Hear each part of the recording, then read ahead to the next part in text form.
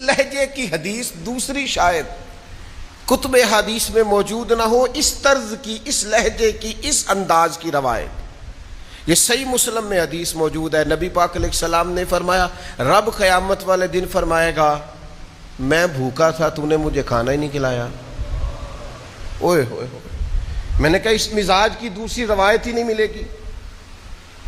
میں پیاسا تھا تو نے پانی نہیں پلایا، مجھے کپڑوں کی حاجت تھی تو لباس لے کے نہیں آیا۔ بندہ عرض کرے گا مالک تو کھانے سے پاک، تو پینے سے، جسم جسمانیت سے، تو لباس سے پاک، تو کھانا پینا لباس پہننا تیری حاجت ہی نہیں، تو ان حاجتوں سے بے نیاز ہے۔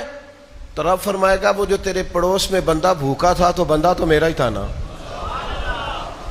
وہ جو تیرے پڑوس میں بندہ پیاسا تھا تو بندہ تو میرا تھا، وہ جس کو حاجت لباس تھی تو بندہ تو پھر اقبال بول پڑے، کہنے لگے خدا کے بندے تو ہیں ہزاروں، یہ بنوں میں پھرتے ہیں مارے مارے، میں اس کا بندہ بنوں گا جس کو خدا کے بندوں سے پیار ہوگا۔